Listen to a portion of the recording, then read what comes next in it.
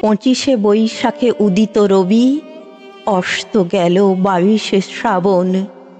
শ্রাবণের শীতল জলে পুষ্ট প্রকৃতি, শোকে মূর্ছামান, চারিদিক বিবর্ণ তখন।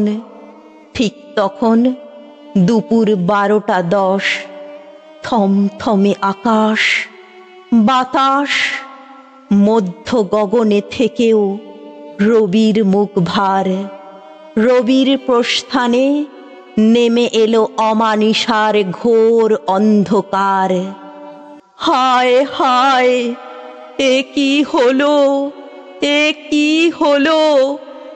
এই বুঝি নিভে গেল সহস্র রবির আলো, যে আলোর আলোয় অজ্ঞান রূপী অন্ধকার দূর করে লক্ষ কোটি মানুষের হৃদয়ে জ্বেলেছ জ্ঞানের আলো।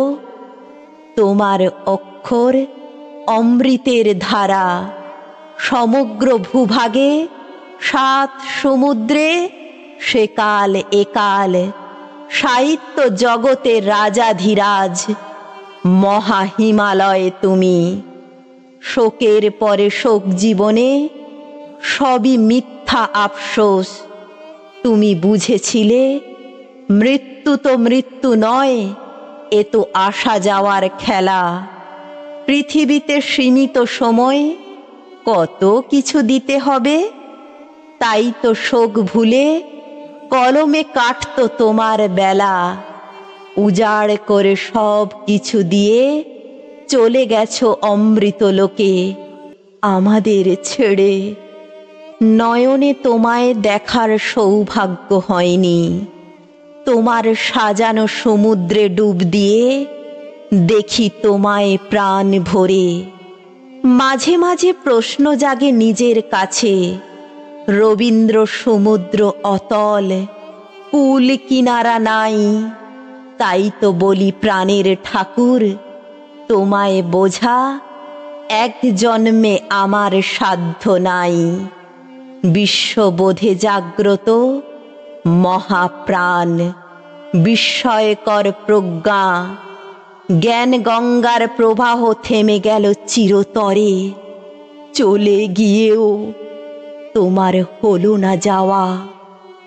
হে কবিগুরু, জাগ্রত তুমি জগৎ জুড়ে। দুঃখের দিনে কিংবা বিচলিত ক্ষণে গীতাঞ্জলি গীতবিতানের পাতা ছুঁয়ে জুড়ায় মন প্রাণ।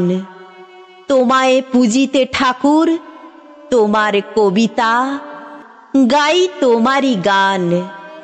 22শে শ্রাবণের পুণ্য লগ্নে তোমার পুষ্পরথ পৌঁছায় অমৃতধাম। হে গুরুদেব, অশ্রুসিক্ত নয়নে জানাই তোমায় শত সহস্র প্রণাম। অশ্রুসিক্ত নয়নে জানাই তোমায় শত সহস্র প্রণাম।